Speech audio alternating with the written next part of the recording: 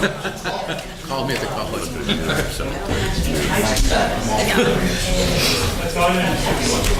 be doing our business in 10 minutes. This is the picture. It's not a cat lady. Get the cat lady.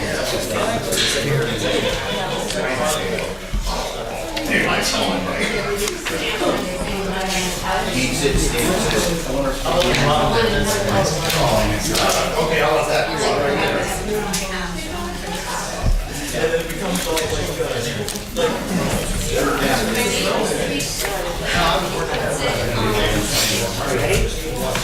Yeah, we all ready? Please stand for the pledge. I pledge allegiance To the flag of the United States of America and to the republic for which it stands, one nation, under God, indivisible, with liberty and justice for all. Almighty and everlasting God, who presides over all things in heaven and earth, come and preside over these deliberations, so that those that make the decisions may be guided by your wisdom.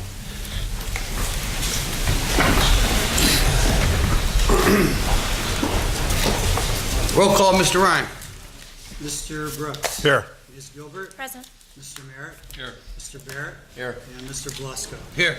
Also in attendance tonight is Controller Darren Snyder, Administrator Rick Kaczynski, and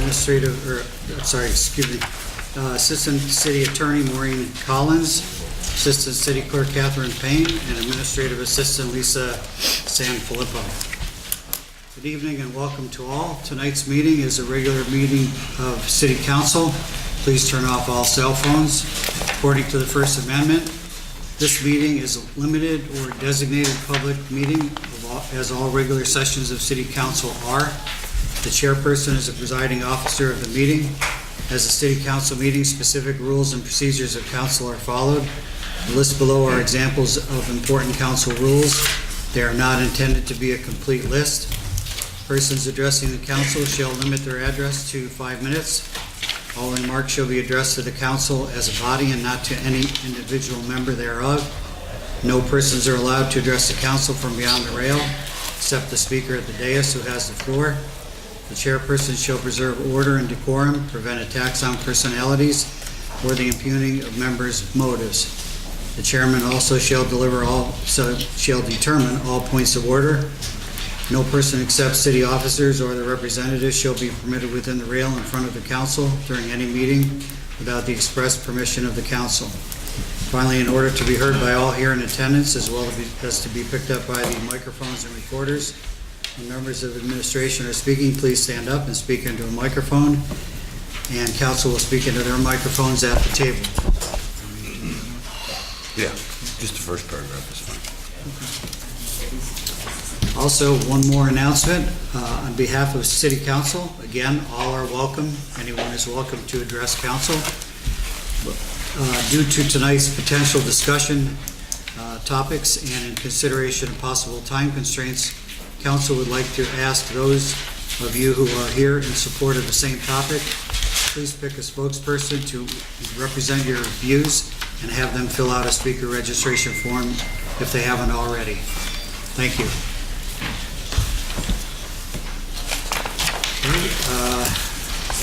Does anyone wish to speak on legislation pending before council tonight? Sam? The ordinance, this is still on the agenda, right? It came in late. It's not stated here whether or not this involves the commitment of the $84,000 to, that Wilkes-Barre is supposed to contribute to the, to this project. Can anybody give me an indication if that's the case? Yes, that is the case. 84.5, I believe. 84.5. We're going to contribute it, and so is Hanover Township. Hanover splits it with city. Township of Hanover splits it with the city, correct? Right, correct. Why is that not spelled out on the agenda that they're going to? Well, I think it is on ours. It's on yours, but not our paperwork. The actual ordinance. I would appreciate it as a citizen and someone who's concerned with transparency that in the future, if it's feasible, that the city put the specifics in writing, because I don't know about the rest of the people in attendance. I was wasn't sure whether that was the case. And now that we know that that's the case, could anybody tell me where the 84,000 is coming from? I got an answer from, kind of an answer from Mr. Gazinski. He seemed to be up in the air about it. I assume that nobody can answer me till I finish. So, being if that's the case, if it's still up in the air as to where the money's coming from, I know this is only the first reading. It has to be a second reading. I mean, I'm all in favor of this project. It's got to be done, and it is a priority and all that. But if there's a large question mark surrounding the source of the funding, if it's going to come out of the general treasury, and we all know that the city's finances are not exactly too strong right now, and in the future things are going to continue to deteriorate along those lines. So if anybody could tell me where this money is going to come from, if it's, assuming it's not the general treasury, if it's, as I said, if it's an uncertainty, I would strongly urge council, even though it is a first reading, to put this on the back burner, to table this ordinance, and to to discuss this further, because this is a rather large sum of money, even though it's going towards a good project. And the only other comment I have is, I see it's a very light agenda, which is good, but and I wonder if Mr. Brooks would want to comment on this, because he's the one who made this point. I assume that Mr. Rodney Kaiser is not here tonight. You're going to reappoint him to the zoning hearing board. It would seem like a minor thing, and most appointments, I guess, are just glossed over by council and by everyone else. But and that's probably not that significant. But I think he had a good point some time ago that all these people, before they're reappointed, should come before council and make a couple of statements on their behalf, or I mean, they should at least state why they deserve to be reappointed. What have they done for the zoning board, indirectly for the city? What decisions have they made, that might favor certain groups as opposed to other groups? In this case, zoning hearing board, maybe there was nothing that significant, but I think that idea was good, Mr. Brooks, and I think it should be followed through. I mean, okay, the gentleman's probably not here tonight, but I remember I made my case for the municipal authority and didn't do me any good, but All right, well, I would appreciate some answers to that. That's all I have. Sam, Mr. Reinwitz. Mr. Troy, in response to your question about not everything being included on the agenda, Right. the agenda is just a summary Oh. of the topics that are being considered for any given meeting. The work session and the regular session discuss the topics that are summarized on the agenda in more detail. And, if we were to put any more than just the summary on the agenda, we would have a complete But I know you don't like back and transcript of forth. everything. Don't you agree that something like that, which is a pretty significant aspect of this resolution or ordinance? I think the amount should be on there too. I do believe the Yeah. amount. Yeah. Well, you make a good point, Mr. Belusco. So Sam, maybe council can make Sam, I'm going to give you my copy.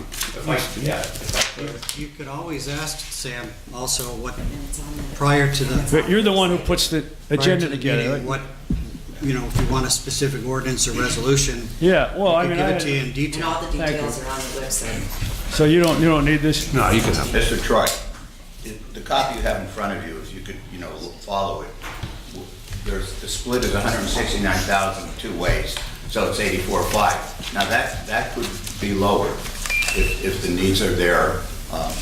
It's possible that it will come out of the general fund at this point, okay? But Mr. Belusco just gave you everything that I have here, so if you'd like to go through it with me, you can, because the Township of Hanover and the city, we're gonna divide everything equally, for the repairs, upkeep, maintenance, so on and so forth of it. So, yes, the chairman, Mr. Belusco, is probably correct, 169,000. Should have been. In there, so you have it in front of you now. Yeah. But did you reach a conclusion as to where the money's coming from? As far as I know, right now, it's out of the general fund, General fund. yes. Now, but it might not be 84.5, it could be lower on each end. All right. And also, Mr. Troy, there's a complete agenda a complete copy of all the items that are listed on the agenda on the website. I see. Thank you. Thank you. Would anybody else like to speak on pending litigation, Bob? Hello, Michael. Bob Kalabowski. On this Division Street Bridge, I want to know who is overseeing this project. I want to know, and it's nothing personal, she's a nice person, Joyce Sikowski-Marash, whatever her name is. Is she overseeing this project? Rick, and maybe Rick could answer that, because as far as I'm concerned, we have a disaster up the other end with the wall.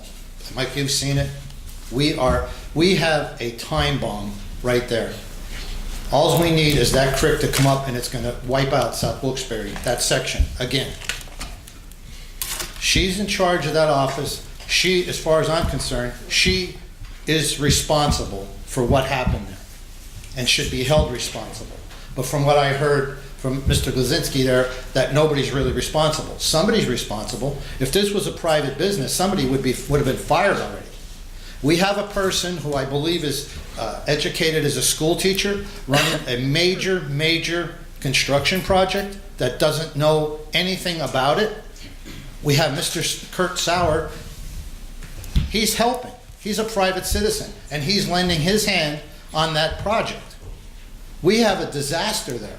And now I want to know if she's in charge of that bridge. I want her off that bridge, and I want her off the Solomon Creek project. The proof is right there. Look what happened. That thing's not going to be ready to go in 3 more weeks. And when there's hearings, I'm going to come here and demand that she be removed. We need somebody with construction experience, somebody that should have seen this, what was going to happen. All of that section of South Wilkes-Barre is in peril right now. There are senior citizens who are scared to death when it rains now. And you know, anybody that's lived in this area knows how quick that creek could come up. A heavy rain, Blackman Street floods, and then you know what happens down below? Boom, that creek comes up.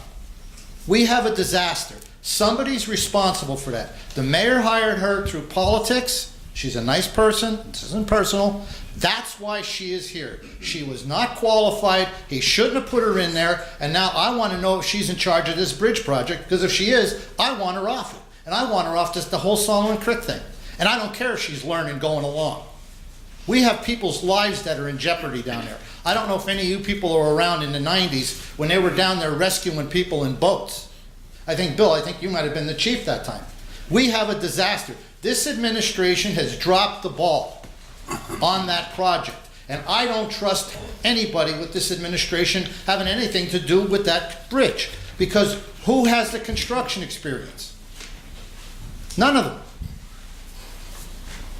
So I would like to know if maybe Rick could tell council if she's in charge of that. And are we going to do anything to anybody about this disaster that's caused by their inexperience?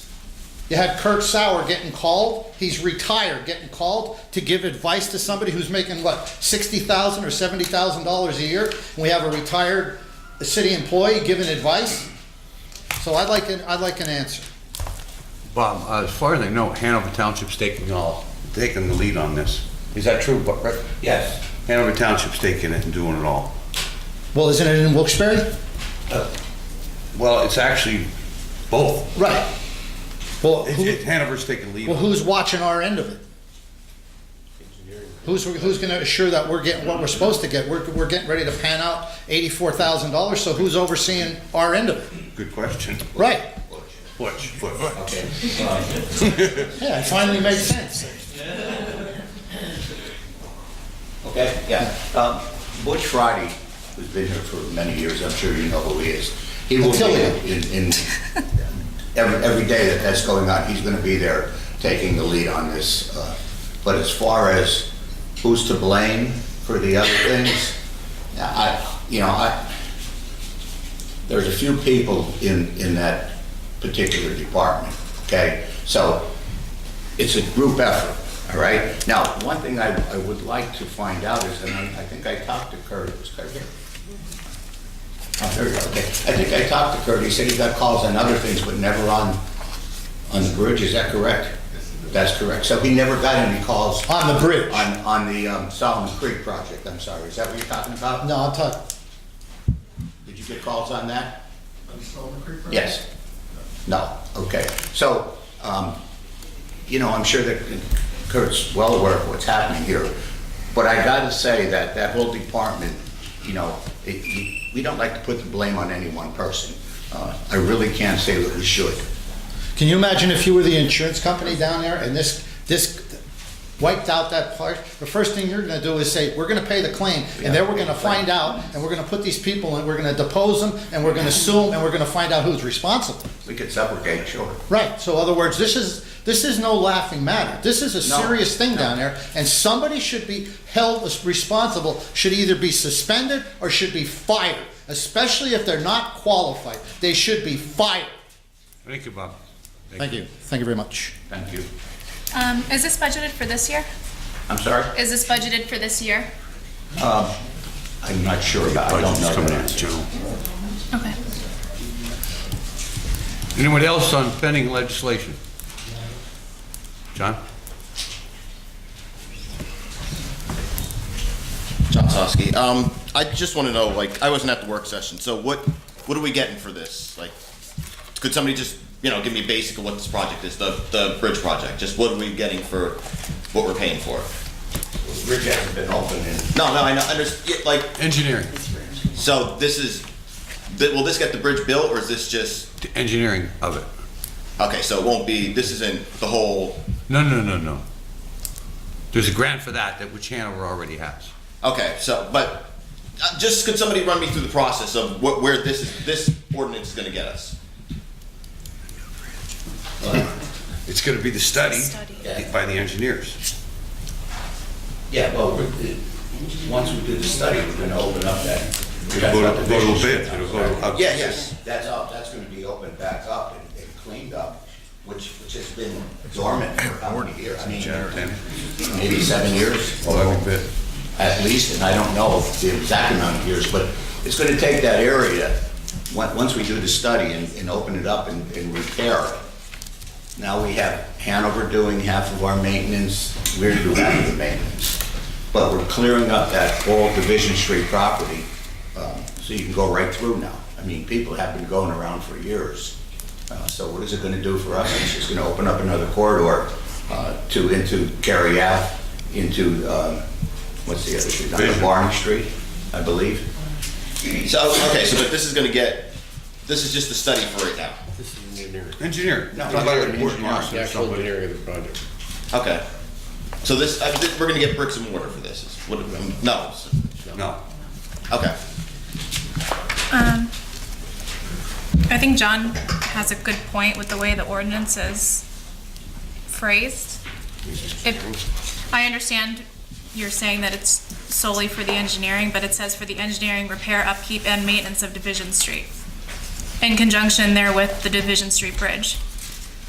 So this ordinance is saying that it's for all of it, but in reality, it's just for the engineering? From what I asked on Tuesday, and Mayor said this was for the engineering, but they're also gonna have an agreement on the maintenance and maintenance of the bridge. It's like a two-part resolution or ordinance.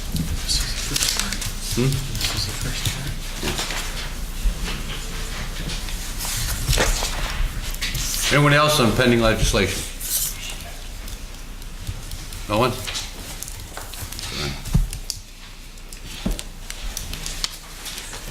Okay, first formal order of business is the consent agenda resolutions.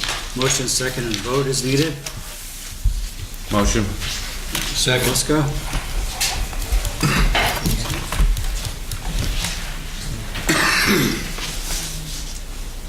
Mr. Brooks, Yes. Ms. Gilbert, Yes. Mr. Merritt, Yes.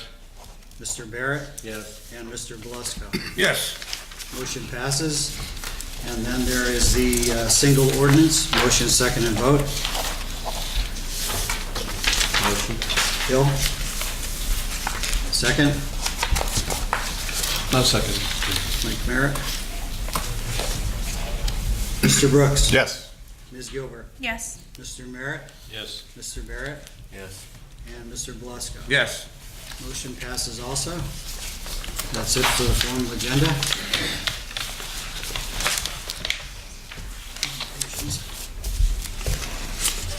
Presentation. Did you do the ordinance? Oh, yeah, you did.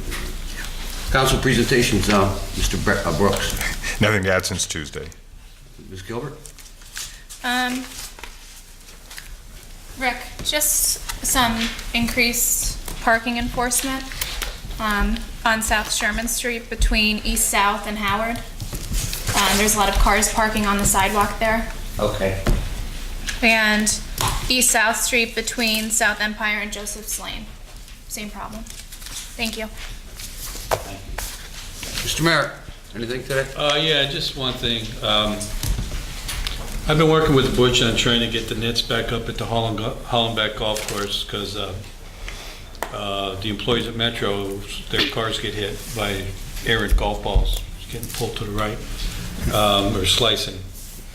And we're waiting for a bucket truck, and I believe Butch is giving it as, he's treating it as a priority, but I just want to let the administration know that I've been contacted today, and we're going to have our first insurance claim on it.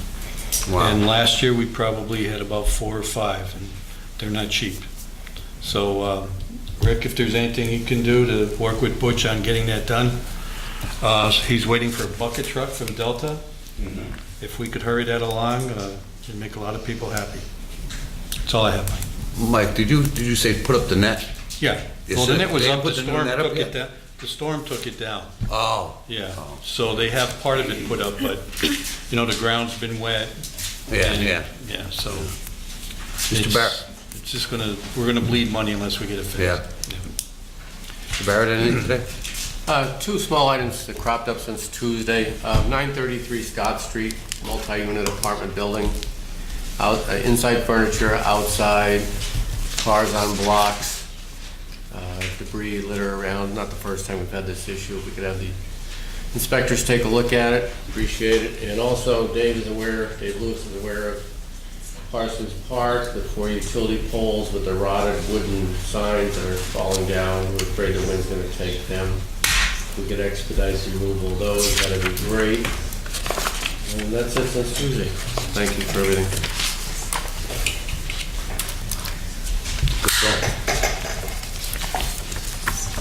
Okay, public discussion. Kit Kelchner? I am Kit Griffiths-Kelch, and I've lived on the Heights in Wilkes-Barre my whole life. This is the first time I've ever come to a city council meeting. Quite frankly, you're ruining the quality of my life by not allowing Adam, who is the most professional animal control person I've met. You've not allowed him now to trap cats. They're up in my neighborhood on Hillside Street on the Heights. I can't believe that I can't come out of my house and sit on my front porch. There's cats everywhere, and I can't trap them, and I try to trap them. My husband and I trap them, and somebody's coming on my property and releasing them, and I understand a lot of these people are here for the same reason tonight. Why do we have an animal control person when we have to deal with these animals? I've invested in the security cameras on my home now, and they're ready to go. I've set traps, and somebody keeps releasing these cats from my private property. I think you did an injustice to us, especially, I don't know where all these people are from, but I know in the Heights we have an animal problem. I can't go into my garage at night without a cat running into my garage. I can't go out in my backyard and tend to my property without cats in the middle of everywhere. I understand that they are fixing them. I don't even know the proper words. I'm not an animal lover. I don't want to hurt them, but I want them on their own property. These are feral cats, and I don't know if anybody doesn't understand what the definition of feral is. I've taught in the Wilkes-Barre Area School District for 37 years. I've looked forward to my retirement, and I can't sit on my front porch. I can't put my furniture out because I go out there and there's cats everywhere. They need to be trapped. I don't care if they're fixed, unfixed, not fixed. I want them trapped, and I want it back where Adam, he is the most professional person. He's not hurting them. I'm not hurting them. I don't want anything but keep your cats on your own property. Keep your animals on your own property.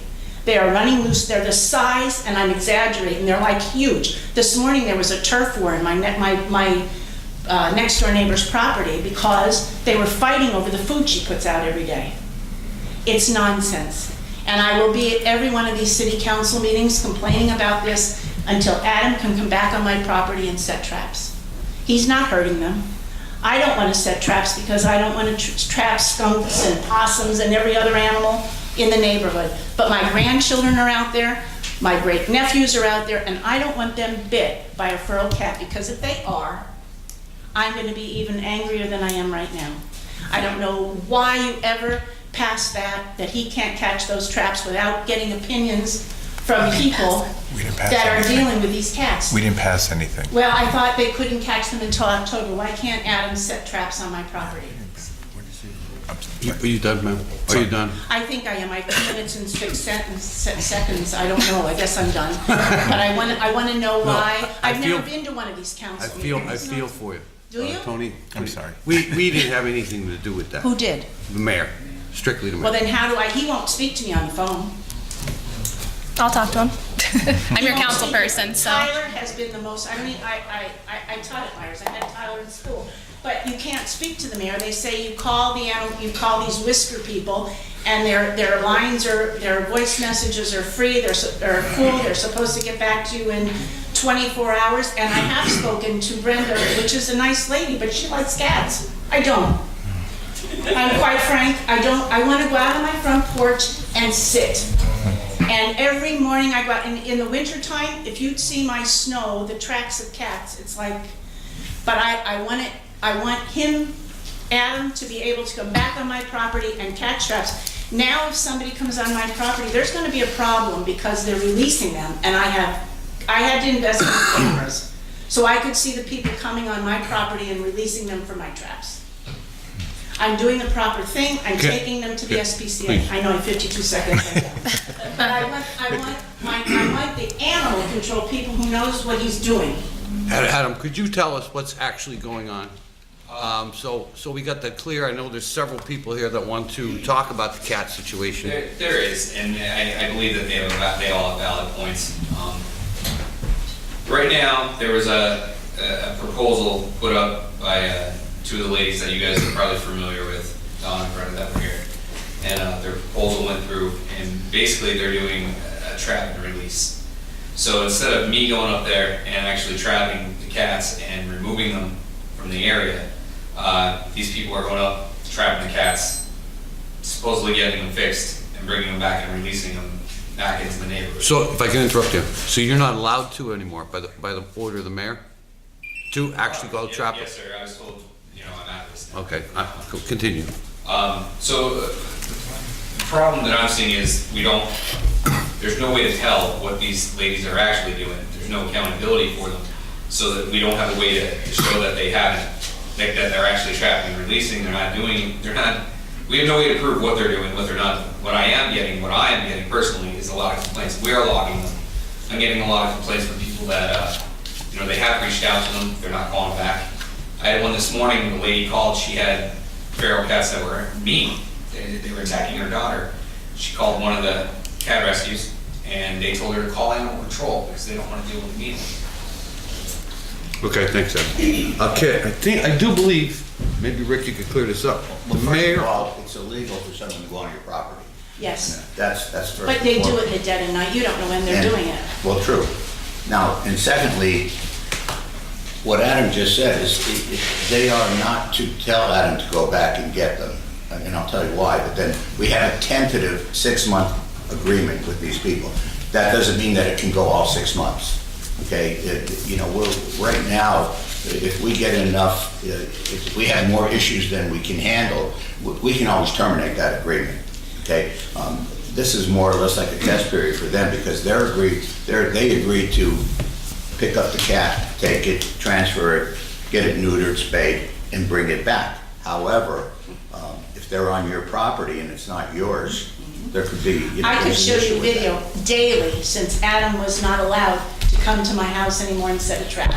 They're everywhere. I mean everywhere. And they're huge, and they're feral, and they're dangerous. We have children. They feed them. I think everybody's feeding them. They keep getting bigger and bigger. Have We they can't- been there in the past, or is this just something They're coming, if you'd go out my house at 7 a.m. in the morning, you'd see this parade going into my neighbor's yard because she's feeding. She has a hut, Adam knows. There's a hut there, and they're on top of the hut, they're underneath the hut, they're everywhere in the backyard. And she also feeds the birds. There's pigeons everywhere, but that's not as bad as feral cats. Yeah, The they should be birds- feeding them after a certain Well, time of the evening. but And I don't know, how do Adam- I know when she's feeding? I agree with that. I agree with that. But I'm telling you, there's gonna be a problem because they're releasing, but now I have cameras. I will charge anybody now, but it's my quality of life.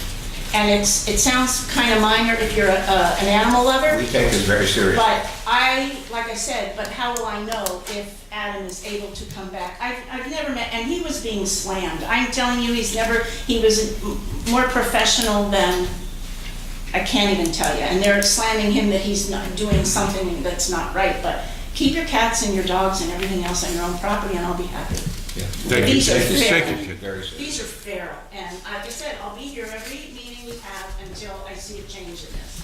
That's what he said, he said you have to do. And I called, but the mayor won't speak to me. Adam, is it true you're not allowed to feed cats? Can you go up to that? We do have an ordinance against feeding them. Now, with this proposal, I'm not enforcing the ordinance because they're allowed to feed until They're allowed to sunset. feed? Your ordinance says they're not. Their proposal says that they are. So I've been instructed not to enforce it. Now, they're feeding until sunset, supposedly, but they're not. They're feeding after sunset. Now, I can't, now here's where, like, they want me to enforce it after sunset, if we have enough, evidence. I work until 4:30. The only time I work after 4:30 is when 911 calls me, and I go out and, I respond to calls. It's not an emergency situation if someone's feeding a cat after 6 o'clock, so I cannot go out therefore. I go out on my own, but I'm not gonna get paid or anything like that. And then I run the risk of harassment, things like that. I'm not trying to do anything. Right. So I can't tell you if they're feeding or not. What I can tell you is that there's food all over the place, and it's not, like at certain places where I've already been, there's food scattered. People are they're dumping the food, things like that. So if they're doing that, the animals aren't eating it all, in one sitting. And then they're also attracting the raccoons, and every other critter that's coming out there and tearing up the garbage and doing everything else. So it's hard. It's a slippery slope and a very sticky situation for me to enforce anything at that point with them. But the ordinance states that it's a no-no. You're not supposed to be. They're damaging our property in more ways than one. And you take care of your property not to be damaged. Ma'am, thank you. I just have one question. How did we enter into an agreement without a vote? Even if it's a tentative agreement? Good question. We did it because it wasn't amending the ordinance, nothing about, it wasn't. But it's still entering into an agreement. So when, in theory, that'd have to go before council? I don't think this type of an agreement, though. Even if it's requiring that we don't enforce an ordinance? That doesn't make sense to me.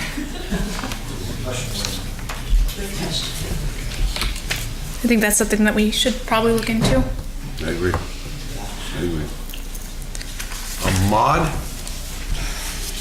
I wasn't even gonna try the last name. That's okay. I'll go by Mom.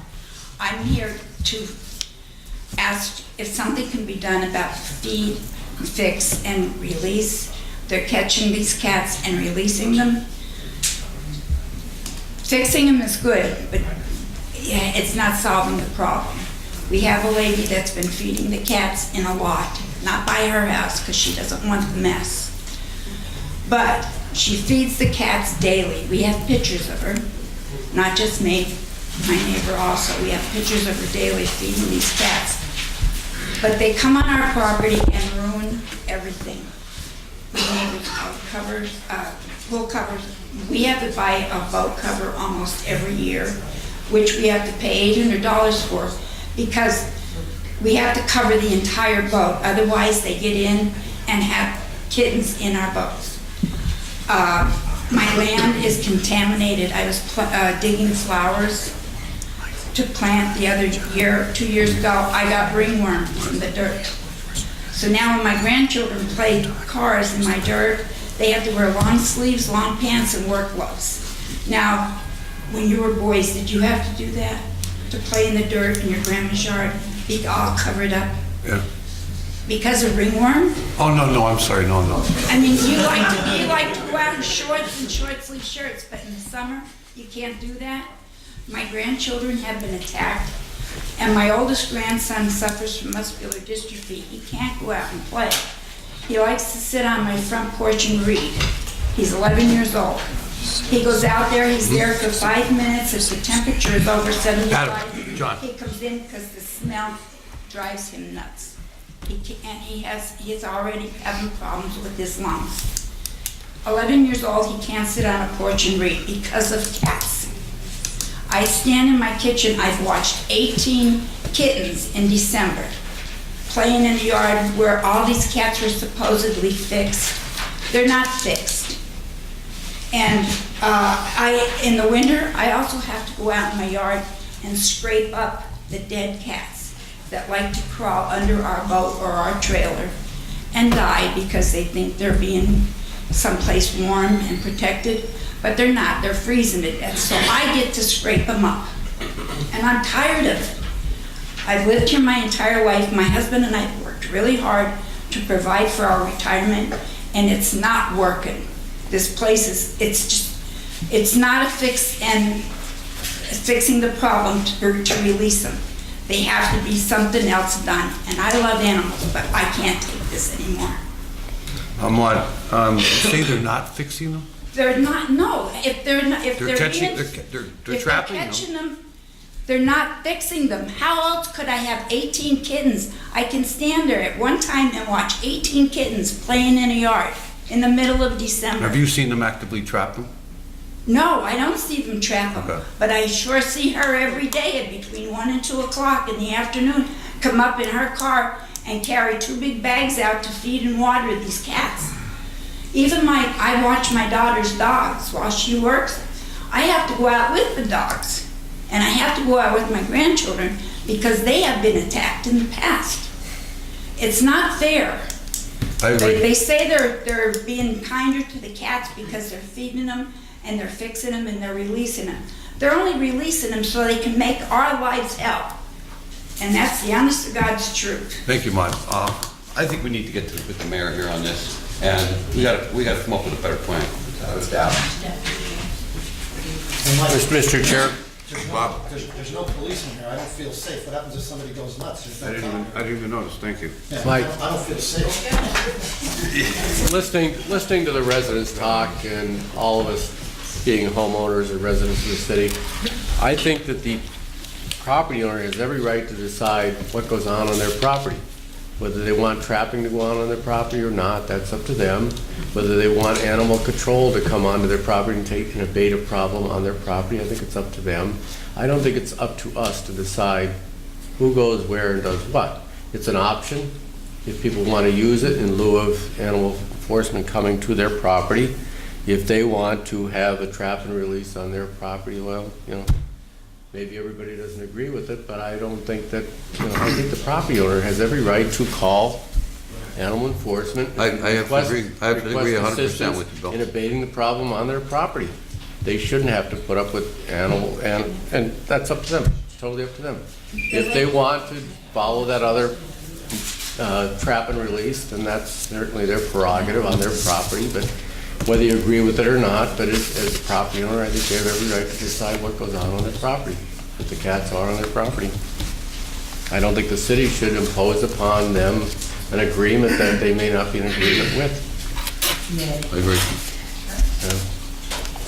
And Mr. Barrett, just to say, the proposal, it allows the two organizations a first opportunity to address the complaint, but if the complaint isn't addressed satisfactorily to the complainant, then the city is to be notified immediately and they'll address the complaint. So nothing, the proposal, nothing is hindering the city from enforcing the ordinance as is. And that's But very nothing important. except for I tried to do that the other day.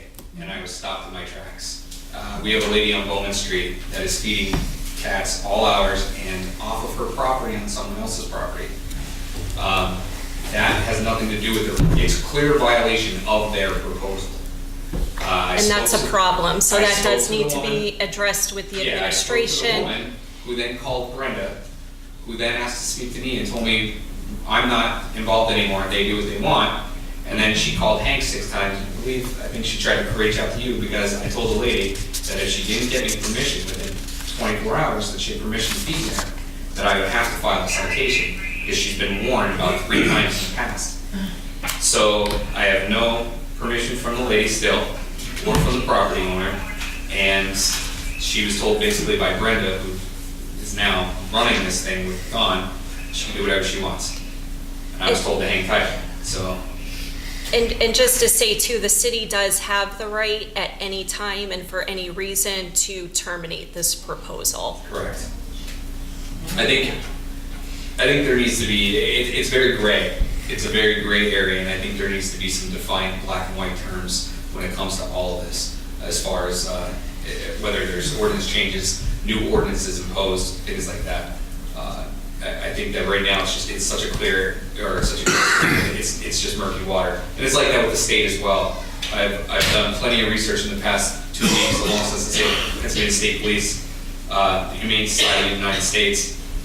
I've talked to everybody. There's no laws in the state of Pennsylvania. There's no laws regarding cats. They don't fall under dog law. They don't fall under wild animals. The only law for a cat in the state of Pennsylvania is that if it's a house cat, it needs to have a rabies vaccine. That's it. So it's such a, like you say, oh, well, I want to trap, they're going to trap a cat and take it to the woods. Is it abandonment? Maybe in one judge's eyes it is. Maybe in another it's not, but there's no law for it. If they say, I want to trap and release, we're going to trap and release it. Is it abandonment? Possibly. They're not taking care of it. They're releasing it back into the neighborhood. And that falls under animal cruelty. It's ill treatment. They're not. So it's so gray. And it's up to us to come up with black and white laws for it, as other municipalities did. And that's a separate issue, right, that council would have to propose I'm legislation. Anyway, I can. I've already written up a whole bunch of proposals. I've talked to 2 council members about it already, so I'm more than willing to help out that any way I can. Thanks, John. No problem. John Smith. How you doing? Okay. I got some photos here since last Tuesday of just the cats that my father and mother have taken pictures of. There's about 14 in here. And I guess we're just gonna hammer the point home that my grandfather was documenting these cats back in 2004. There was around 18 back then. There's more now. They've been captured, neutered, releasing them, and it hasn't done anything. It's this is a systemic problem that keeps getting worse and worse because they're allowed to feed, or there's a gray area allowing them to feed. And the amount of food being put out is proliferating the colonies to numbers that it can't sustain. If one of these little old ladies that are feeding the cats ever passes, these cats are going to starve. There's not enough like mice, birds, and everything to sustain the populations. And the ones particularly, so she has one in the Heights. We have one on Bowman Street. That, I mean, 6 or 7 people are here just to contest. It takes up two addresses. I think one lot is commercial and the other one is residential, but the house that used to be there sunk into the ground, mine subsidence back in the 80s. So it's literally just 2 properties combined into one, an empty lot, scattered in construction debris, cars. There's a shed there that literally the door has been opened up to allow the cats to go in and just hang out. And the lady comes from 5 houses over and dumps out 2 buckets. And if you look at the city ordinance, I don't know if it's changed since this came out, but it violates the entire chapter 5. Whether it's within 25 feet of other structures, it does that. I mean, it's basically 2 properties bordered around an entire neighborhood where it's always within 25 feet because the cats use it like a preserve, where they just lay around all day. They mate at 4:30 in the morning. We heard a cat mate. It's pretty loud. My dogs can't even come over my parents' house without rolling around in cat crap or chasing them or being harassed through the fence. I don't really know what to say. I'm just gonna keep hammering home the point here, but capture, neuter, release doesn't work. A cat lives, what, 20 years? Especially when they're being fed like that, 25? I don't know. So you can release them all they want. The one that gets through has 10 babies, and the colony just stays the same size and keeps growing. Now, I don't want it. I'm not saying hurt the cats. I'm not saying get rid of the cats. People are doing that. They're fish hooking cats, putting glass in cat food to try to get rid of them because the problem isn't being taken care of by anybody else. Down by the river behind the prison. Move them there. No one lives there. They can do their own thing. The people can go feed them there. It'd be like their little own sanctuary. I don't think anybody here wants a cat colony next to their house for a decade. Literally, my father just sustained $600 in damages to his pool liner that they use as a personal sketching post. Mud, her pool, I mean her boat. They shredded everything inside of it, everywhere you could sit, every cushion. Fence posts. I mean, my grandmother can't even dig in her garden without coming up with fecal matter between her fingers. It's just ridiculous. I don't see why there's any gray lines there when the taxpayers have this huge problem that's being created by these three, I'll just call them cat ladies. They think they're doing a good thing, but they're not, and they've been confronted multiple times. The Board of Health or whoever needs to be contacted has been contacted multiple times, and then we're asked to, can you please submit this in writing? And then still nothing has ever been heard about it. It just keeps getting pushed to the side. But I mean, it's not like they're not house cats. And the entire thing, he wants to talk about abandonment. It was created by abandonment. So there's illegal cats that got released and made 1,000 more illegal cats, or feral, whatever you want to call them. We just need them gone. No one wants them hurt, but we need them gone. And releasing them back into the neighborhoods does not help one bit. It just keeps the problem going. A neuter cat can still cost $600 in damages to my father's pool that he has to pay. And all the traps over the years that they bought and had to pay people to come take them away. It's just ridiculous. Like I said, no one here wants that next to their house. And if you live in East End, you probably have noticed the problem more than one occasion, or the Heights. Just, can we get it under control? I don't know. Thanks, John. Yeah, we will be getting with the mayor on this and get to a better answer. Ask him if he wants the colony next to his house. Right. We can relocate him there. Right. Yeah. That'd be real easy. TNR is not working. We'll release him within 25, outside of 25 feet though, so it's not breaking any ordinance. Thanks, John. John? Yeah. Do you want those back? You can keep one. Sorry. Oh, show them to the mayor. There you go. Tell them that's just 1 week. Jessica McClay.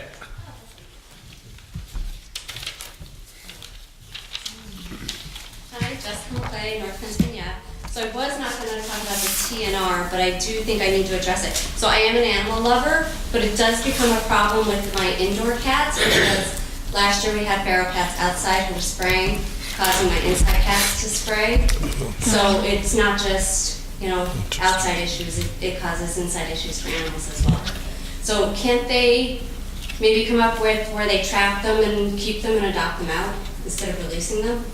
Something along those lines. I understand they don't want to take them to the SPCA because they killed them, but something else does have to be done with it. So I actually came to address the recycling fee, the $784,000. I'm actually quite upset about it for the simple fact that you tried to increase it by $10, which is going to affect the taxpayers that do actually pay it, such as myself and others. So I have a few things on it. I did notice one house on here went for the free and clear sale today. So you didn't put a lien on it, that means we don't get our money back, correct? On this list, there are repeat offenders and business owners. Do we not have any recourse for people who are repeat offenders? There's one particular person who has 14 properties, so I understand, I read in the paper that it costs like $40 for a lien.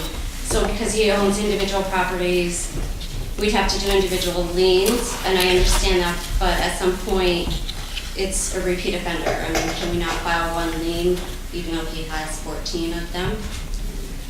The other one is, can we not garnish employees or individuals' wages to get this money back? Same thing too, I think that we should, when we appoint someone to a board, maybe we should look at these lists to see if they're on here prior to appointing them to anything on the city. They should have no decision if they can't make a payment. And I'm not talking about the ones in the back, they're $53. I myself, I just brought mine because I wanted to prove a point. I did pay mine a little late, but it does say overdue notice. So these are going out to let people know that it's overdue. Mine was paid, I don't know, January. But I had found this actually stuck down in my desk, so I paid it. But it does say overdue. So these are going out to let people know that they have something past due. And I'm sure that the new ones come out say, I'm sure my new one would have probably said $103 or $106 for the new one. The other thing I wanted to question, are there other lists out there that we don't know about, such as a sewer list of overdue fees? And who's in charge of this, and what's our plan to clear this up? That's all I got. Recycling, we're talking about it. Oh, recycling. Okay, we did a little bit of a study today, and the bulk of the recycling that's delinquent is over 10 years ago that we couldn't collect.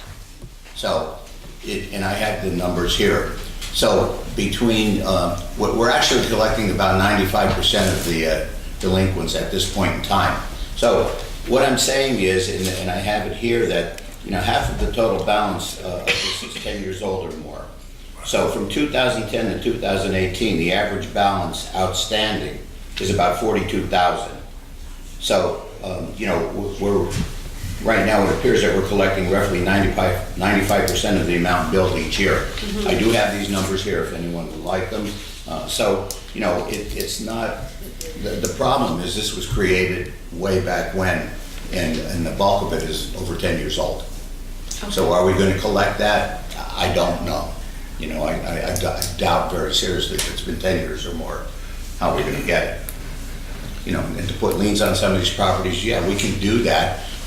But again, we can put all the liens you want on these, they're still not going to pay them, and then we're going to lose not only the collection part of it, but the money spent for liens. Right, but at the particular house that went for the free and clear today, it was $600. A lien's $40, $50. So that's that's $550 that we. Jessica, I believe free and clear sale means all of that's what. No, you can dispute it. Oh, maybe. So, because I've gone to them and I purchased. I think that time has passed on those sales. You have up to that point now, then it goes to free If and the lien clear. is filed. Right, but if the lien's not filed, you're not notified of the house going. So that's where I'm saying somebody really needs to get on top. Same thing too, businesses are applying for grants in our city. Well, if they owe us money, they shouldn't be given grants, or we shouldn't even be considering them for grants if they owe us any money. When you're talking about businesses, you're talking about like business establishments. There's quite a few on here. And the recycling, yeah, There's a lot of LLCs they're on supposed here. to report the tonnage to us on a monthly basis. And that's a very difficult, again, we're talking about gray areas, because we have some major businesses downtown, bars, restaurants, taverns, lounges. They commingle everything. They take all the bottles, whatever, with their trash and put it into one dumpster. If they were to get 2 or 3 dumpsters, I don't know if it would be cost prohibitive for them to do that. And if, the city, we need to collect it. We're sending out a letter to take care of this, to let them know about it. But it's a fine line, because there's some smaller businesses in town that if they have to do that, they might just leave. I mean, it's just something that we really have to think hard about. Right. A letter is going out to them. Jessica, I know can't that. go back and forth. I know. So we are in charge, we are doing a letter. Oh, absolutely, Okay. yeah. On all of these past ones? On these ones? On the businesses. Okay. Yeah. Thank you. Thank you. Tony Thomas? Hello, Tony Thomas, 18 Oakley Lane. Speaking on the recycling issue, not to rehash a lot of the points that Jessica made, it's distressing to hear that it's $785,000, and thank you, Mr. Gazinski, for clarifying that some of those accounts are quite overdue, and it's obviously disappointing that we got to a point where they're so delinquent that they're essentially uncollectible. So moving forward, I would hope that there are going to be means to better collect and not make sure things fall by the wayside. And with other fees that the city collects, licenses, is there any idea if there's also an issue with collecting on the multiple licenses that you need in the city or other fees? Like, is this the only area where we're essentially leaving revenue on the table because of past or present inefficiencies with collecting what's due? You finished? Yeah, I'm finished. Rick? I'm sorry. I believe this is probably the most critical area. The licenses, and we have a lady, Patty Hughes, who does a wonderful job in collecting these, and that'll be coming up shortly, probably within the month. We never have an issue with outstanding monies that's not collected there. This is the bulk of it. And you're absolutely right, those that are 10 years or more, they're going to be uncollectible. So if we collect 42,000, let's say the average is 42,000 that were outstanding, I will bring this point up. So if we add a $10 fee, and because we're $140,000 we need, we're not going to collect it this way with the recyclables. With the outstanding debt. Good. Thank you. Thank you, Tony. Thank you. Mike, I've got a question. Sure. Sir. I've got a question for Rick. Rick, do we have any idea what percentage of these delinquencies are rental properties? We probably do. I don't have that. Well, what I would do is I would take a good hard look at that, and when it comes time for them to renew their license, they pay the arrearages, they pay a fee, or they don't renew their rental license and they can't rent the property. I like that. I like that. We're throwing some, we have some thoughts that we're throwing around now, and that's a good thought. Excellent thought. John Sahoski.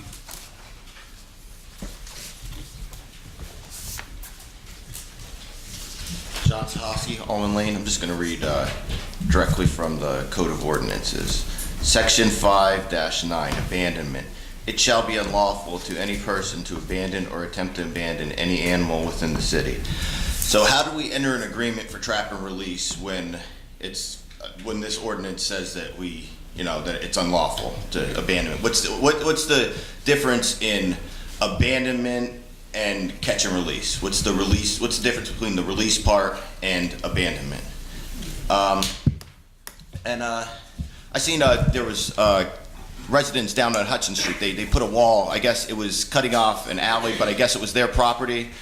If that's if everything's legal and that's their property, I'll show you. I have a picture of the alley that I'm going to refer to. But I think you should just give those homeowners, if they want it, the rest of the alley, and then let them build another fence outside of there if they're so concerned about their safety. There's an alley that goes right by their house, like where people could be right on top of their house. I'll show you the picture if you want to see it. But I guess they have a fence back here, and this looks like useless street at this point if they own this and they could cut that area off. So why don't you guys look into seeing if you could give these residents, the option of just handing them that street if that's the city property, and just let them do whatever with it, and then be less area for us to have to maintain, and it looks like it's a road that goes nowhere but to those people's properties.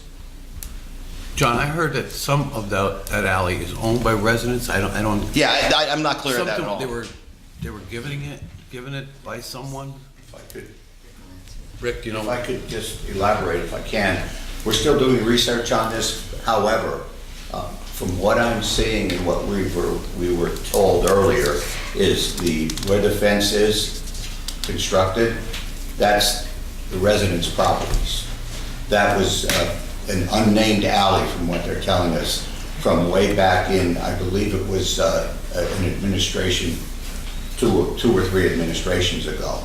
Might have been under Mayor Namey. But this unnamed piece of property, he just gave the residents each a portion of it. So we were talking about Ivy Lane, and we had Bill Harris go up, I believe it was yesterday. He's telling us that Ivy Lane is not blocked off. No, that back lane isn't. It looks like there was a little. The portion that's blocked off is, as we know right now, the residents' portion. The whole, like, come here, I want to show you the picture. Sure. Explain what I'm talking about. I can see where they have their fence, but do we own this portion, right? Like, that's the portion I'm saying, because if that's city property, I'm suggesting we just give it to them. Yeah. Because if you could just walk back in between people's houses like that. Yeah, we had someone that was supposed to go today. He was tied up most of the day, but he is going back up. But that's a good point. Thank you.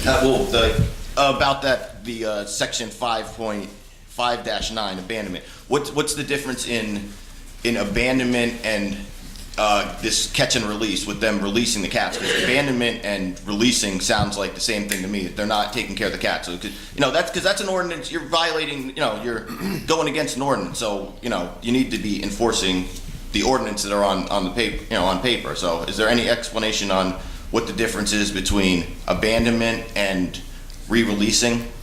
John, I really don't know. But I think it's by catching, neutering, and releasing, it's like basically just removing them to neuter them. If I'm not I have an mistaken. answer for that. Okay, Adam. So when you, by catching, neuter, and release, right, the way that the state looks at it is that if they're doing that, and this came from Corporal Michael Spada, the Pennsylvania State Police, he is the head of their animal division. So when you do the TNR, it's not supposed to be someone coming in and doing TNR. It's supposed to be a resident doing TNR, and they then assume duty and care over a colony. So it would be, if I wanted to have a cat colony, I would trap these cats, release them to my property. They would be vetted. They need a rabies certificate. They have to be neutered or spayed. Their ear gets tipped, like the whole nine. And I then have control over these cats. So I have to vet them. If one's sick, I need to take it to the vet. If it's feral or not, it needs to go to the vet. If it doesn't go to the vet, it's animal cruelty. I assume all duty and care. That means that you'll treat the whole nine. It all applies. However, with what's going on with Brenda and Donna, the way they're doing it, they're not assuming duty and care of the animal. They're trapping and releasing. They're not assuming the care. They want to put the care onto other people.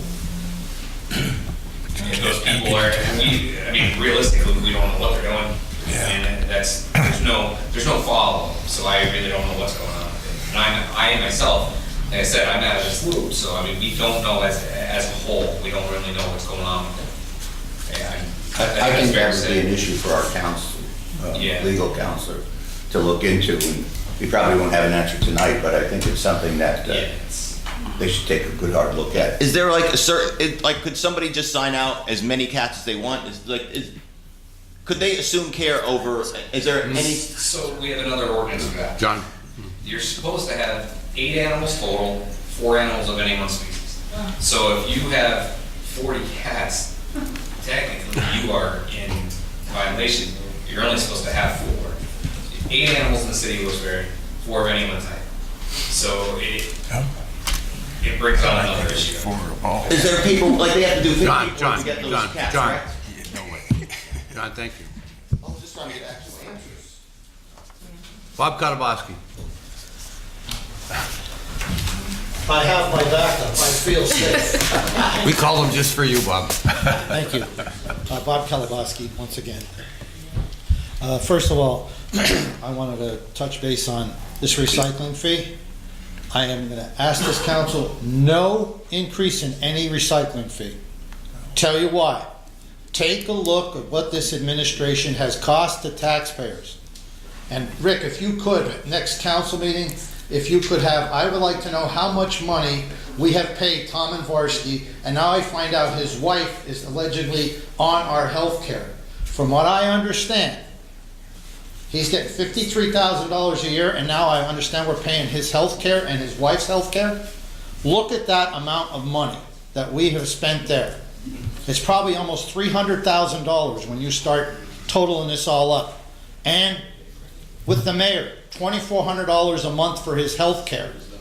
But yeah, please. But the money this administration has cost us, as I brought to you, the alleged conduct of former Mayor McGroarty, standing on a fire truck threatening our firemen that if they didn't stop their posts, that there would be on fire watch. Look at how much money they wasted there, running our fire engines around the clock to do stupid patrols. Look at the money that we have wasted on Mayor's Helpline, which was lunatic Tom McGroarty's idea years ago. Carol Smith, what, $150,000 we wasted to have her sitting there answering the phone? This administration has wasted almost $1 million. especially now I understand that we may be over or close to $400,000 on fighting with the police union, which so far we have lost with the reappointment of one of probably the most efficient police officers that ever walked the face of the earth, Dan Duffy. If he had 4 extra arms, he'd be doing triple what he's doing already. Fired one of the best officers that I've ever met. And yet we're going to come back and ask the taxpayers to give more money for this recycling fee? The answer is no. Look what he has done with his position. All these political jobs. And now we're coming back to ask the taxpayers to pay more? Just think that money that we wasted fighting with the police union, how many police cars we could have bought? How many new bulletproof vests could we have bought? How much training could we have put in? And believe me, when I made my accusations were backed up by the police investigation that they did. Came back with the same conclusions. They put the woman in there that was a lunatic, as far as I'm concerned, and I'm not trying to be smart. Nice person. He told how many people he wasn't putting her in there. But yet now we're going to come back and ask the taxpayers to pay more for this recycling fee. And to change subject, I would like to know, how about you, the council has the right. I want some type of a hearing. I want you to investigate how that happened with the Solomon Creek. Somebody's got to be made, somebody has to be held responsible. You have the right to subpoena people in to find out what happened. So far, nothing has happened. Is the same person going to make another mistake? And also, I was wondering, did any of you people take time to call Chief Coffey to look into what Tom McGroarty did, standing on our fire engine, basically threatening our firemen? And look at how much money we wasted there. And if you add up everything that has been wasted by this administration, it's probably $1 million with all these jobs he's handed out. $2,400 a month for health care. Where have you ever seen that? And Mr. Barrett, you brought up a real good thing when I said about rolling back salaries. You have to do it in the year of an election. I want to know how you and Mr. Barrett were able to give Tom Layton raises. He got, I think, 2 raises, which increased his pension without going back and adjusting the salary. That's what I want to know. And next council meeting, if I'm up to it, I want to come in here and see if we could possibly do something about lowering some of the salaries. Because that's, you lead by example. And what this administration just did was sold us out. How do you give raises out to all these city employees when we're broke? None of us, I'm behind on some of my fees, and I will be straightened out as soon as I have a legal problem straightened out with this person that I'm dealing with. All my stuff will be paid. But I just don't understand where we're going with this, with all this nonsense. Now we're going to come back and ask the taxpayers again. So can I get some answers? Barb, as far as raising of the recycling, I spoke to Mr. Kaczynski yesterday. I said, Rick, don't even think you're going to come to council and ask us to raise anything until we get a handle on some of this. Let's collect some of this delinquent stuff before you come to us to ask you for an increase in anything. Rick totally agreed with me that they're going to get on their horse and maybe they can get the money they need instead of coming to us. So we have to come to you. Oh, just one other thing. I did bring up an important thing. We're not broadcast or recording the work sessions. Right. We have to start doing that. Because I mean, how hard is it? You just hit the button. You could come also, Bob. Yeah, I understand, but you don't understand. Work sessions are very casual. Oh yeah. We're being ourselves. Well, look, I mean, you know. What I'm saying is. There's no formal business being enacted. Yeah. It's just a very informal. No business is being enacted.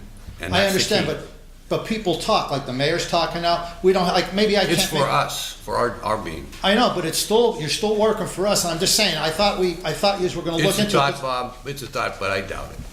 Oh, it's sort of ridiculous.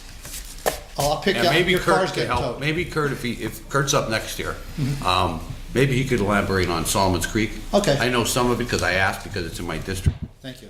So I do know some of it, but I think he can give you a better professional answer. Okay, and just so you understand, I think it would be nice if you would just record the work sessions. I mean, it wouldn't hurt nothing, and it doesn't cost nothing. It's worth the talk. Thank you. Kurt Sauer.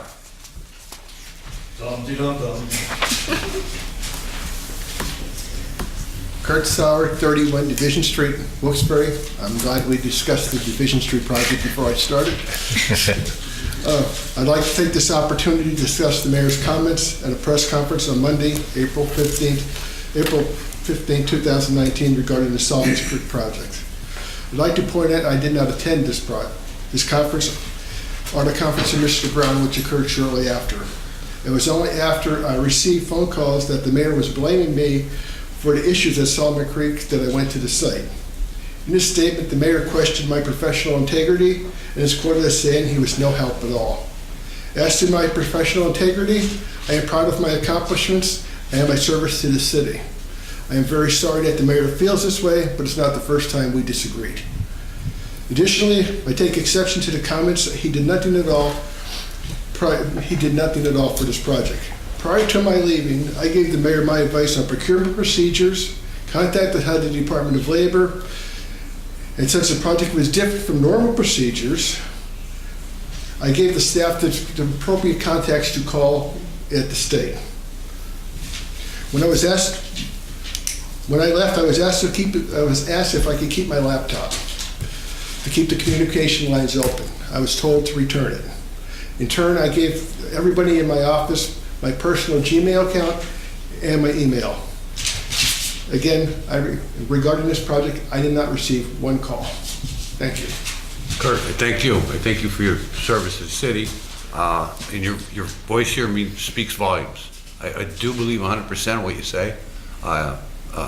Anything, Rick, to address with that? No, I appreciate what you've done for our I city. appreciate that. And I'm sorry this happened to you, Kurt.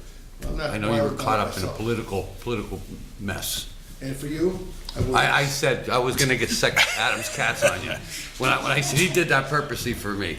Adam, get your cats down around his house. Send them all down there. That's for you. Thanks, Kurt. Thank you. Joey Zapala. Mike, you don't know how to say my name, it's Chocolate. Chocolate. No, I'm kidding.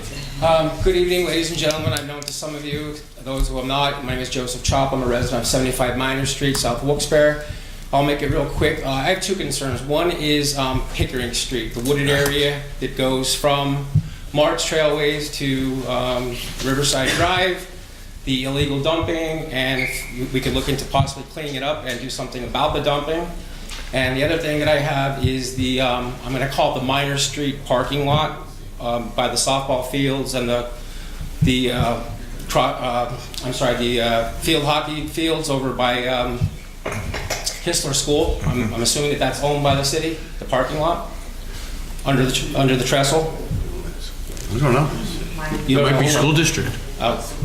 I was under the impression that the city owns that parking lot. School district says the city owns it. It's the city's. Okay, well, if it is a city parking lot, if we could look into paving it, I mean, it's deplorable, it's treacherous. I mean, you know, parents come from other schools and for sporting events and they look at it and it's, you know, not only that, but it's a safety issue. If somebody twists an ankle, breaks the leg in it, you know, whoever's gonna be liable for that. I mean, if it is a city property, then I would assume they would be. Getting back actually to that stretch of wooded area on Pickering Street, I know I've been told at some points that that's the railroad property, but yet the railroad says it's not their property. The railroad bed where the tracks are, that's the railroad property. Otherwise, the wooded area, you know, a few feet off of the road, that's obviously the city's. It's been like that for a long time, going back to January. So that's the only two things I have. If you could look into those, I would definitely appreciate it. Joey, go along those lines. If you recall, way back, Ted Wampel was here, and you had mentioned about certain items on Pickering Creek. Yes. Pickering Street. Yes. I had Ted Wampel at the time. Okay. Address those items. Okay. And then you told me, oh no, but the whole street needs it. Well, it was already like kind of a done deal. Okay. And then Councilman Brooks said to me, I guess you have reached out to him. Yes. And I said, well, you can handle it. He reached out to me because it's in my district. Okay. And he took care of it. I think he notified DPW. So DPW does have it. We need to push a little bit harder. Yeah. And I agree with you. I mean, obviously, refuse trucks drive by it every week, and I- my thought process is, even if they pick up Stop. one item every week, Right. you know, we could pick it up gradually. I- But it's the same items, and I could show you pictures that go back to probably January, or maybe even 6 months prior to that. But could we get somebody on that? Yeah. It's all Pickering, basically. Yeah, and it's now what's, really not all what's that happening bad. is the vegetation is growing in. Now the weeds are growing in, the trees are growing leaves, so now you It's don't covered see up it a as little much. bit. It's right, but in the fall, when the leaves drop, all winter long, it looks rotten. Well, It's maybe it terrible. needs to be cleaned up and cut, and we get summer help in. That's all I have. Thank you. Joe. Jason Carr?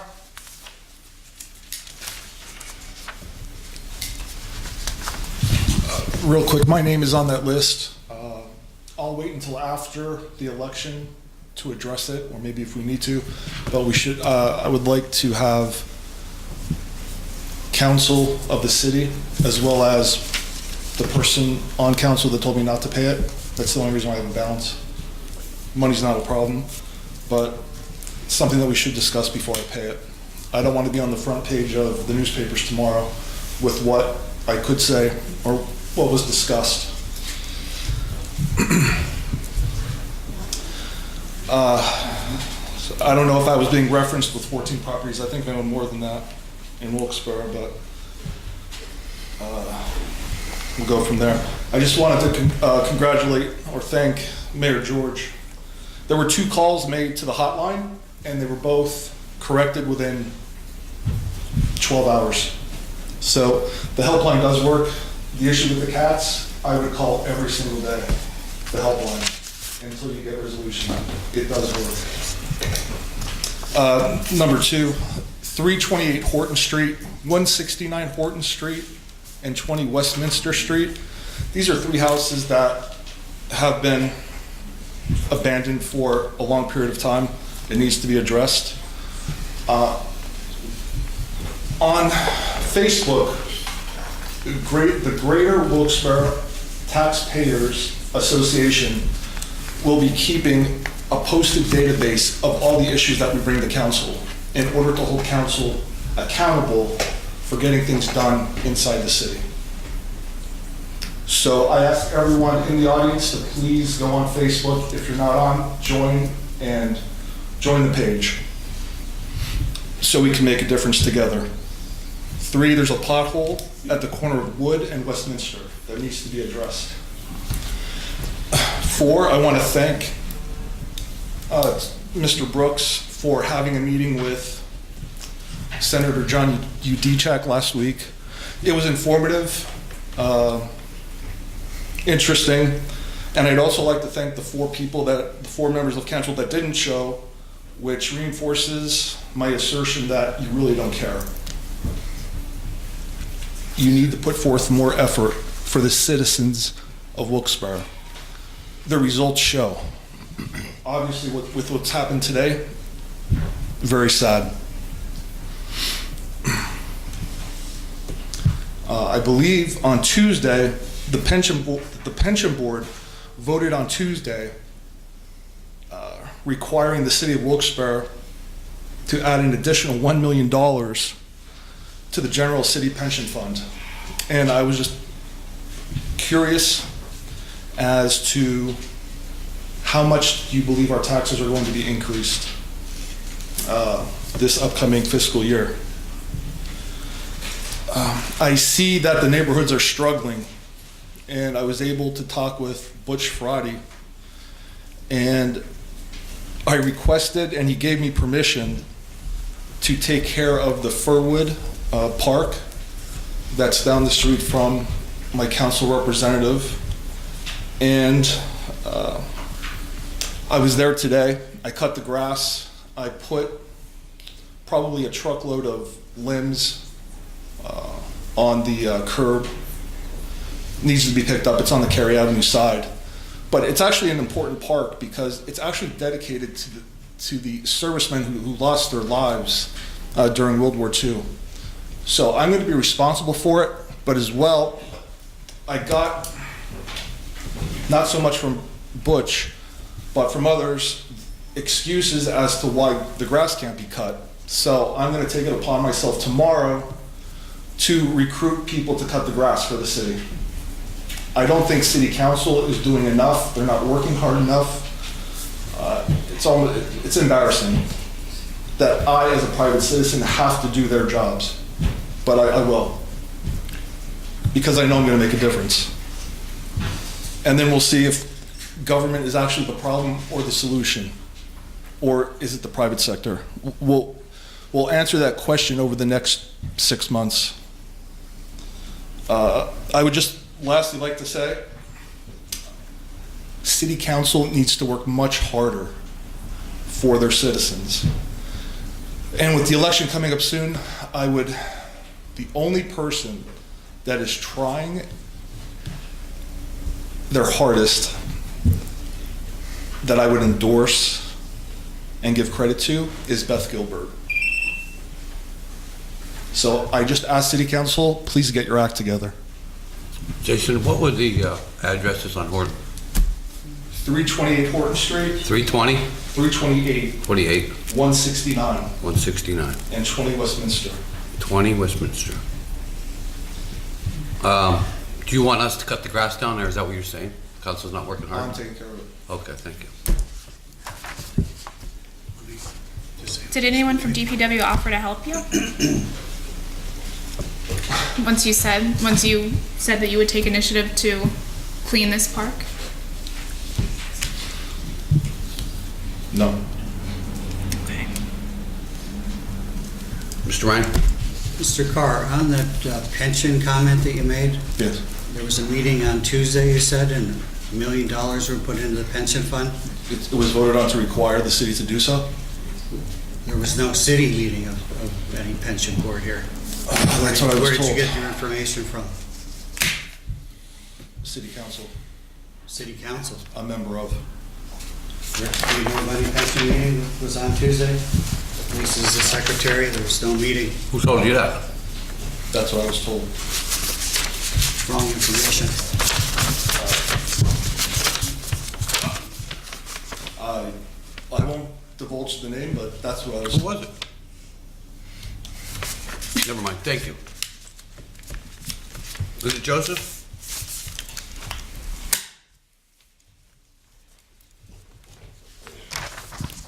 Linda Joseph. I would just like to correct one thing that Mr. Carr, a comment that he made about Senator Udicek coming. It was a Rolling Mill Hill Residents Association who invited the senator to come to our meeting to speak. Councilman Brooks is our district councilman, and he is there as he is at every one. Councilman Belushko has attended several of our meetings, but it is not a requirement of council, to my knowledge, that they attend every other residents association meetings, because it doesn't happen very often at all. Each district has their own council person, and they attend their own meetings. So to call out council, I'm sorry, that is absolutely wrong. The people that need to be there are there, and if the other council members feel there's something happening or they want to be there, then they come. Now, I just have a few questions on the recycling delinquencies. So, Rick, you said that the bulk of it was from 10 years ago. Or more. Or more than 10 years ago. Or more, yeah. So my first question is, right now we have Navient, that is the present collector. When was that contract signed? When did they take over? And when does that contract expire? Contract was signed in, I believe, 2015. There is actually no expiration date on the contract. We just need to give them notice, and after 60 days, we can terminate the contract. Okay, so based on the fact that the majority of that was more than 10 years old, Okay, yeah. Navient was not the one who was doing the collections then on those delinquencies. Linda, when Want you're me done, finish? when you're Okay. done, please. Okay. Rick. Okay. When Linda's done, My other question is, I saw in the paper that we were getting somewhere in the $70,000 range as far as the grant, the recycling grant that we were receiving over the last couple years. My question is, what is that recycling grant money used for? How do we use that money? And the last thing is, I have a suggestion. Those cards are a problem. They get mixed in with everything else. They get lost in between the mail. And I think that the average person, and I've had it happen to me too, I've got an overdue notice and never saw the card. So I don't understand why they can't just do a normal invoice piece of paper and put it in the mail. I understand it probably costs a little more to actually have to mail that in an envelope, but maybe that would alleviate some of the problems with not paying, because that card, it's just a problem. It really is. That's all I have. Rick, anything? Well, yeah, the contract with Navion actually was signed on the 11th day of June 2015. I have it here. Okay, there was never a termination date on the contract. However, and I'll read this if I can. Let me stand. This agreement will commence on its effective date and will remain in full force in effect until terminated by either party to other with 60 days prior written notice. The address set forth herein. If the agreement is terminated, any city accounts then held by MSB, which is the Municipal Service Bureau, will be returned to the city 90 days from date of termination. So it's something we're looking into right now. However, as I said earlier, our collections aren't really that. We're collecting about 95% of it. It was just the ones that were 10 years past that are just gone by the wayside. Which weren't collected. Yeah. And the grant money? What do we actually use that grant money? And if I'm thinking about what you're saying, I believe some of this grant money is used for the new containers. We're getting some containers, new recycling containers that will be coming in shortly. But they're talking about the reporting that's supposed to be done as far as the usage by the businesses and whatever. Well, that's totally different. Right, but we get $70-some thousand a year average. What do we do with that money? Because if we're talking about recycling and what's happening with that whole program, it doesn't seem like, I guess my question is, if you go after the businesses and the nonprofits, and now they are not going to be paying, I'm assuming, a recycling fee anymore if they've got to have their own dumpsters and pay them directly, then where does the money? No, I'm sorry, go ahead. They would still pay a recycling fee? They don't pay. They're paying by tonnage. They have Commercial doesn't pay. Tonnage to us. Now. That they recycle. Okay. Yes. Okay. And this is where we're having some difficulty getting that report. With that being said, I mentioned earlier, a letter is going out to those businesses just as a reminder to let them know that they should be doing this. Okay. Thank you. Thank you, Linda. Anything else? Yes, I didn't know I hadn't handed my paper. Come on up.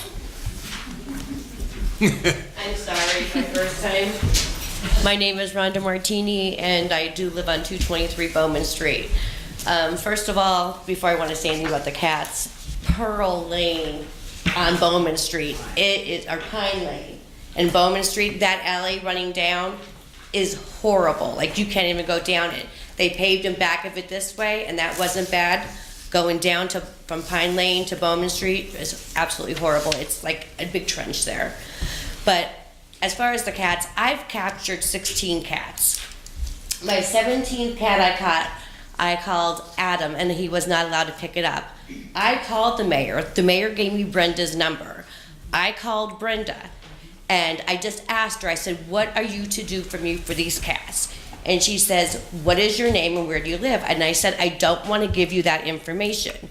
I want to know first what you're going to do to help me, because I want to make my own decision what I want to do with the cat. I hung up with Brenda after not giving her my name and address. Next thing as I know is I have the SPCA officer at my house telling me that she heard I have a cat trapped in the yard, and she got my name and had to be from my phone number. Brenda had to have my phone number on her caller ID. Somehow she contacted the SPCA, and the SPCA gave them my name and address. Brenda doesn't work for the city. Brenda doesn't work for anything. I'm appalled that my information was given out for this trap and release program, and they actually came to my house and kind of bullied me to give them the cat. She said, I want the cat. And I said, I don't know what I want to do with the cat. I was trying to think back then if I was going to take it and release it someplace else, if I was going to let it go, but I didn't think I had to be bullied on having an officer sent to my house when I never gave my name or address. Brenda's a sneaky little person. So I just want that known that it's a problem. It's bringing fleas, the feces. You can't have porch furniture out. I mean, it's a problem with all the neighbors. And because I get so worked up over this. I mean, I have 2 dogs. I have a Great Dane and a miniature Dachshund. I mean, and my dogs are driving me crazy. I can't leave my screen door open because it's all screen. They will bust through it trying to get to the cat. So I have to keep my door closed inside my house so my cats don't go after the cats. I don't think that's fair for me that I can't breathe the fresh air. When I go outside anyway, what do I smell? Cat piss. So does it really matter? I didn't mean to say piss, I'm sorry. You said it again. But I could literally take a garbage bag. I mean, we're property, we pay property taxes. I mean, I think our house looks really nice. And we go out there, you can get a garbage bag from Wegmans filled with cat shit. I don't have a cat. I have a Great Dane. I pick up dog shit. I don't want to be picking up cat shit. Sorry. I just wanted to get my frustration out. But this Brenda lady, she's sneaky, and there's no way something there was done illegally that she sent somebody to my house too. Well, how was your information given? I called her, and she must have colored a name and number on her phone. So she called the SPCA. I already took 16 cats there between me and Adam. I've done it on my own and her. So whether she called up and asked if they had any reference at the SPCA of my phone number, it's the only way it could have been done. If I could add, she did come to me with this. I did speak to the humane officer.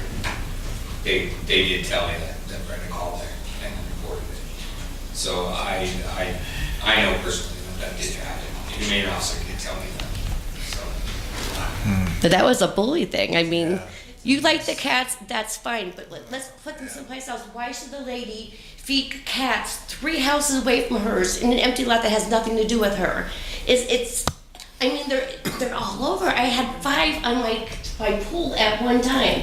Last year, the liner in my pool was ripped. This year, what the cats did was the one picture where they're on top of it, they actually ruined the cover for the pool. They're going into the skimmer underneath the cover. I mean, I had 5 cats at one time. I've caught 16 already, and I could probably still catch another 40. It's a problem. It needs to be addressed. Thank you. Thank you. If I could add, Brenda is in constant contact with the lady that's feeding the cats, and it's like a little clique of, we're gonna do everything we can to hammer down on these people that these cats aren't going anywhere, and they're being the antagonizers and the bullies in this situation. So I'm sure she knew, oh, is it Rhonda? Yeah, she's 3 houses down from me, here's her address, go get her. So that's. Thank you. Motion to adjourn.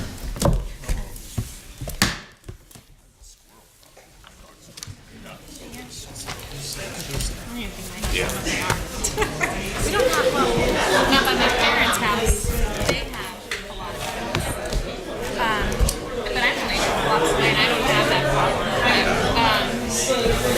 It really is just, that's where you are, I guess. Yeah.